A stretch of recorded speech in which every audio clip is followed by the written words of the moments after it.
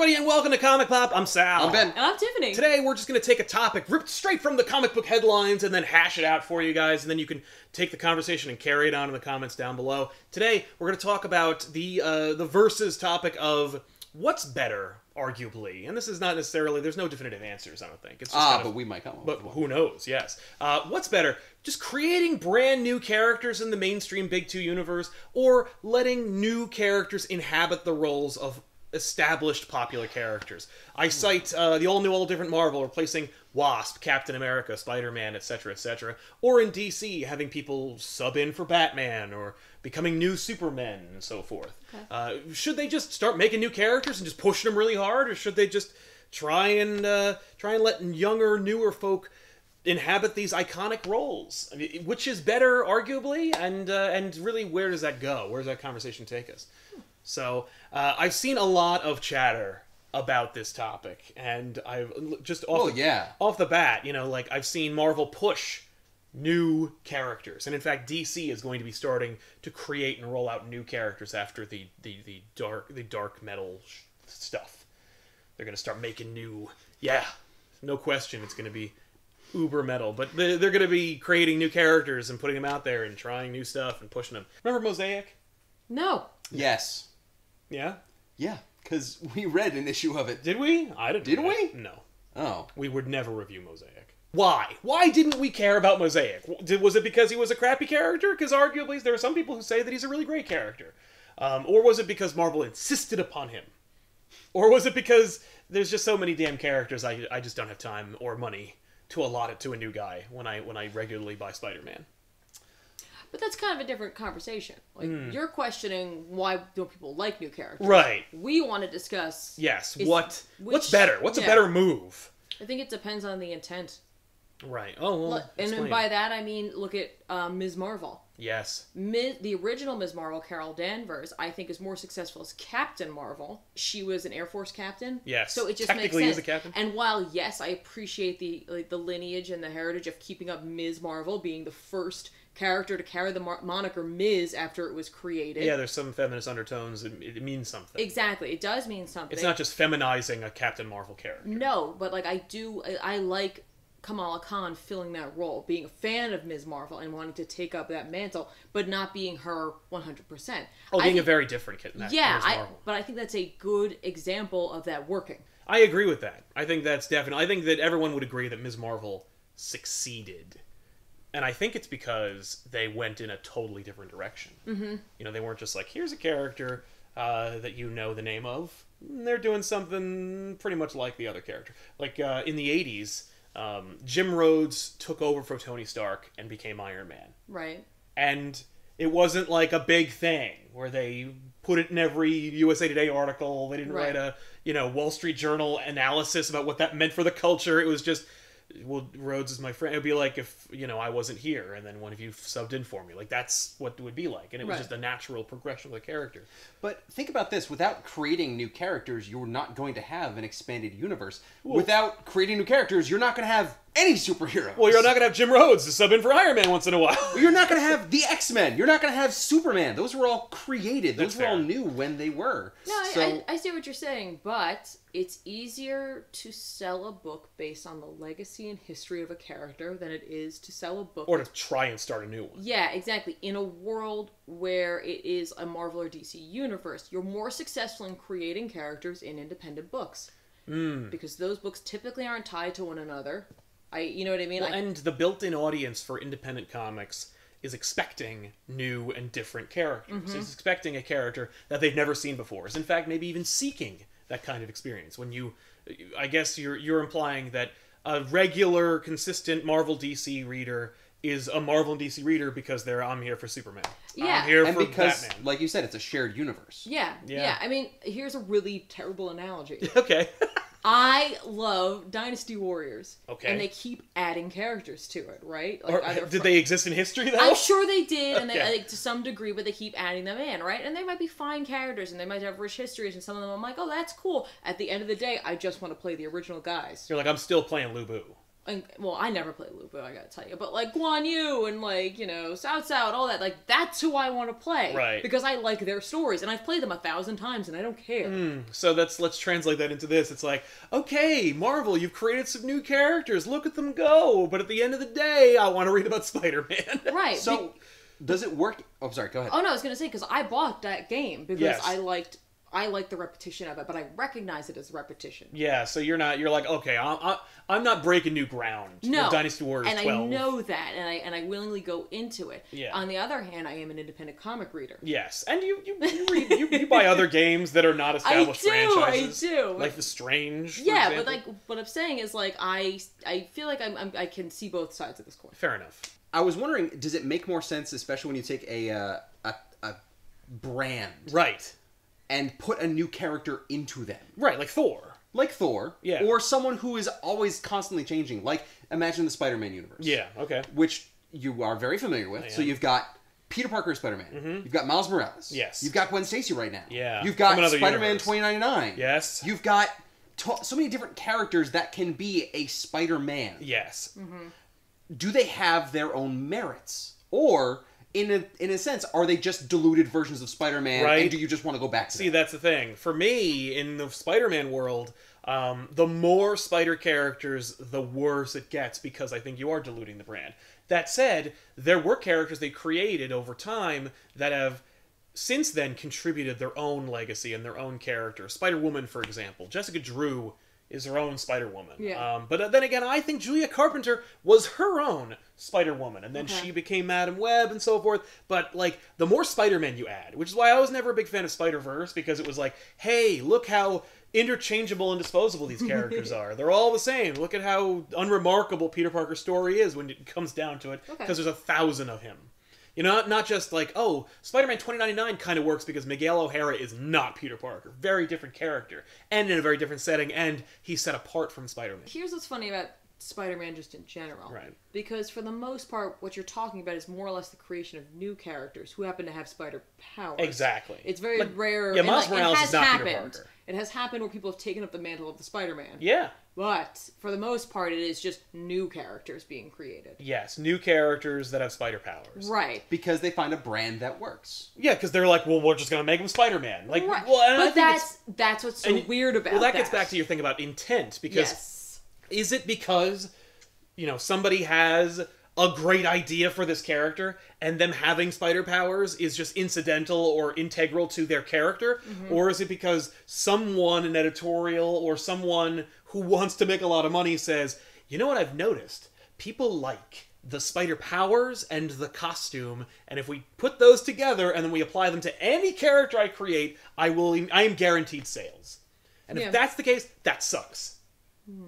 Like, that sucks. And I think it sucks because not only will it ultimately ring hollow, people will, they say that, especially in art, the cream rises to the top. Yeah. And so if your character is made for selfish reasons and it doesn't have any real integrity, then the readers will tell you by not buying it. Right. But at the same time, then we have a Harley Quinn book. Or you have... which I'm not a huge fan of. That's fair. I mean, like, listen, Harley Quinn is one of the 4 pillars of the DC Comics publishing and she's line. a good example of a new character created that, had nothing to do with taking up the mantle of another. No. Just a new character created that everyone now enjoys. Oh, it was literally like a Robin to Joker. Yeah. And, but like a part-timer. Yeah. And then became literally one of the 4 things that keeps DC afloat. Exactly. But I think right now, people tend to not care for new characters because we've seen too many new characters created as plot devices. That's true.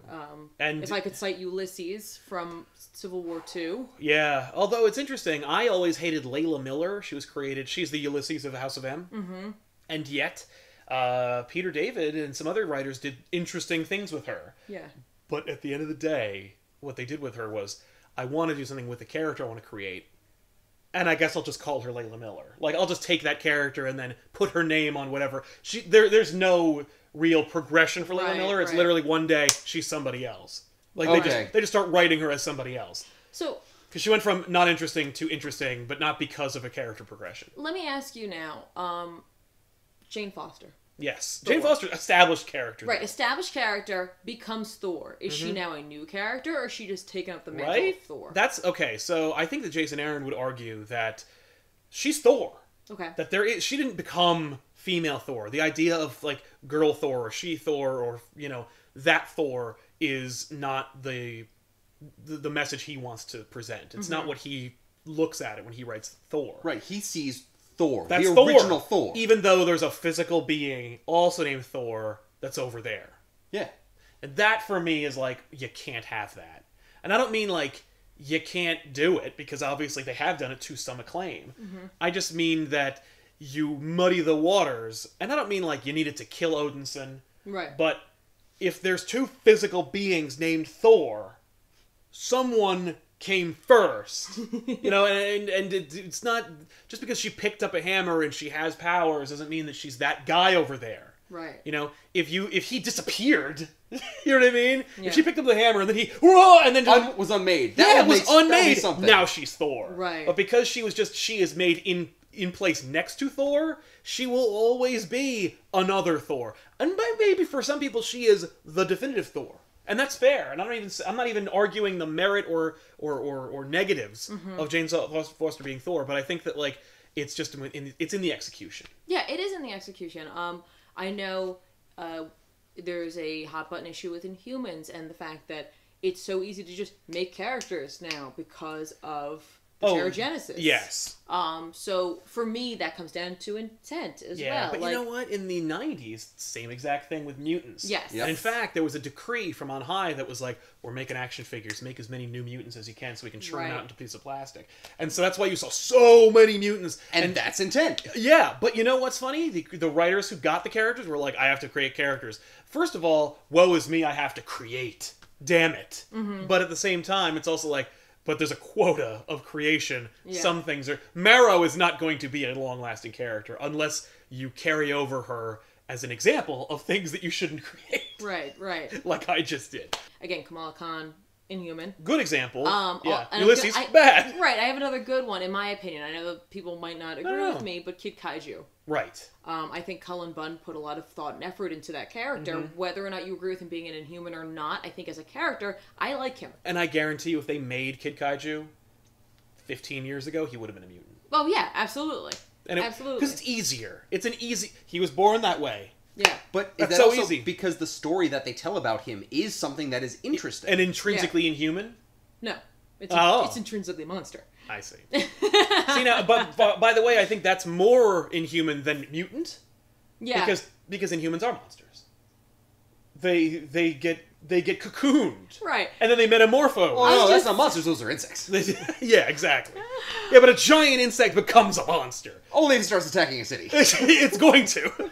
Like, if you grew a mosquito to be the size of a car, it would attack people because it would want to suck That's you. only if it could hold up its own weight. That's fair. Yeah, it would be crushed under its own weight. Although, if you're dealing with pin particles, then it's a different story. Well, there you go. Thank you. Okay, here's an idea. Hank Pym becoming Giant Man. Right. Yeah, he keeps... When he's no longer Ant-Man, Yeah. is he then a new character, or does he just have a new power? Yeah, that's a good question. Because, like, with Hank Pym, he has become Yellow Jacket, Wasp, Giant Man, Ant-Man. Like, he has been many characters. Okay. And Scott Lang was Ant-Man as well. Well, then, okay, is it based on the mantle you take up, or the name you take, or the person who's... Yeah, like, well, for me... Well, see, the thing is, I'm not a huge Ant-Man fan. So, like, I don't have a dog in that fight. You know, Okay. if somebody's like, who's the one true Ant-Man? I'd be like, I don't know. I mean, like, Hank Pym's been...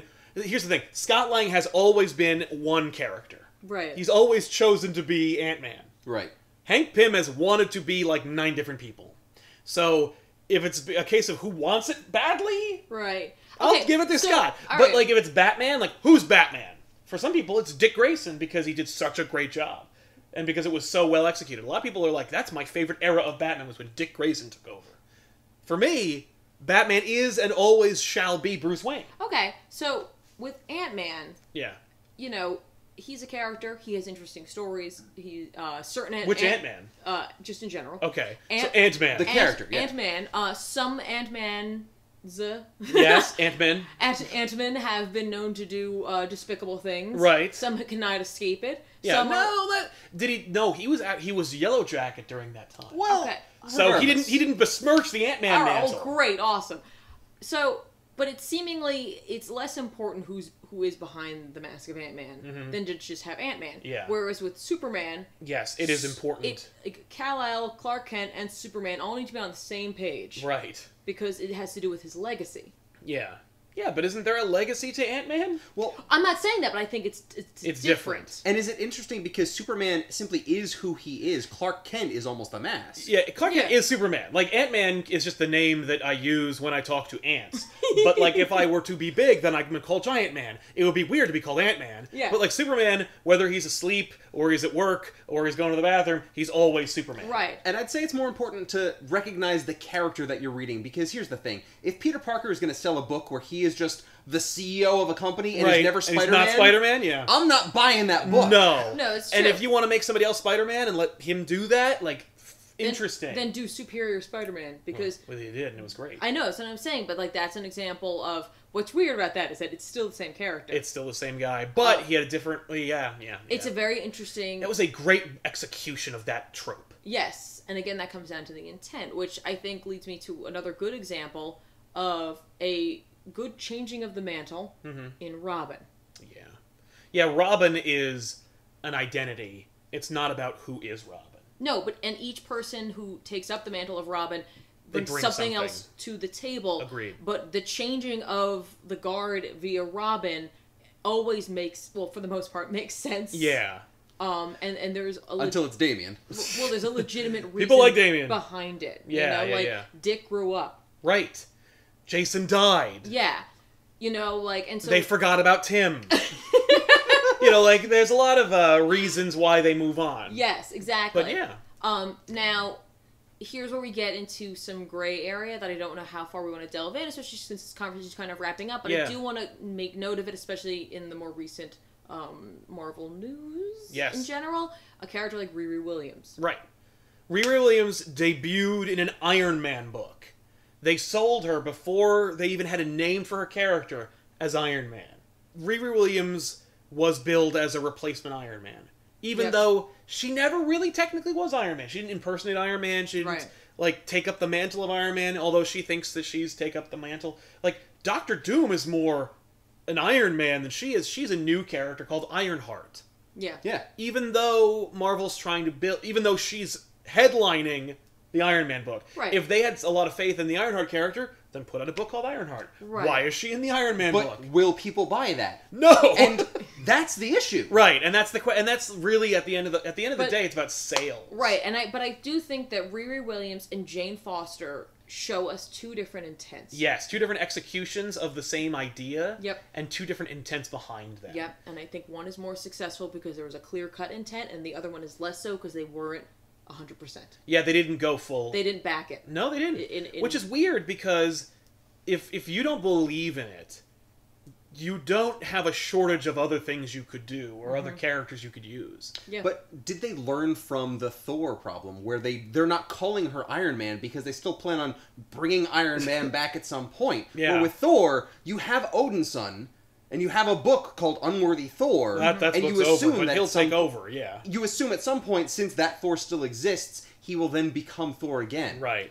Possibly. I mean, I think with Iron Man, they are hedging their bets because they have two Iron characters right now who aren't, either of them are Tony Stark. Yes. And so I think when it comes down to it, they didn't believe in one over the other. Mm.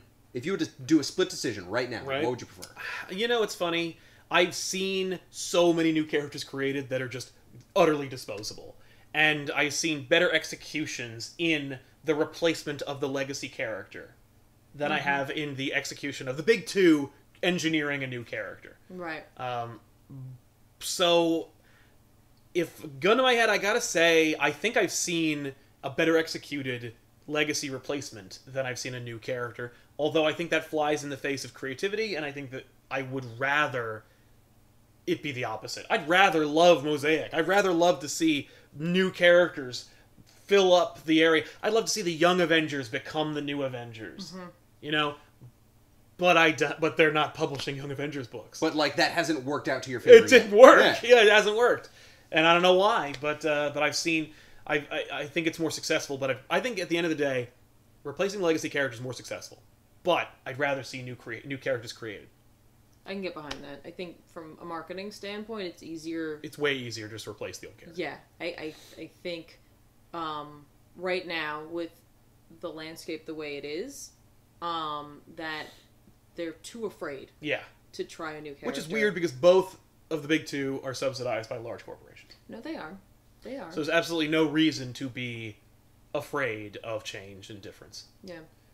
Although it's funny because Marvel made some significant changes and differences. Right. And it resulted in deteriorating sales and a lot of heavy criticism. Right. And again, I'm only thinking from Marvel and DC. Yeah. Because in Image, it's a totally different topic. Image is a totally different topic because, like, I'm reading Saga and they're constantly bringing in new characters. Yeah, and or Invincible's creation and how successful he was. Right, exactly. But, like, I'm used to reading books where characters are brought in. And then killed or move whatever, on. but, like, they're brand new. Just there they are. Yeah. And I'm totally okay with it. But I think in terms of Marvel and DC, it's, like you said, it's more successful. Yeah. It may not be right, but it's more successful. What do you think? I'd rather see the creation of new characters, but in order to do that, especially with Marvel and DC, I want to see the current characters not having books being written about them. I think stop making a Spider-Man book if you're going to make a new Spider-Man character. If you're going to make a new Spider-Man character, stop selling the other Spider-Man book. Or if you're going to create an entirely new character with their own different powers, maybe cut back on some of the other titles so that there isn't so much competition. Wow. So that it doesn't look like that character's failing just because they're not making the sales. I completely agree with the concept of reducing the amount of sales. Yeah, it will never work. Yeah, I really like the idea of reducing the amount of books you make and kind of forcing the... Like, just forcing the market to start buying these new characters. But here's the thing. You don't.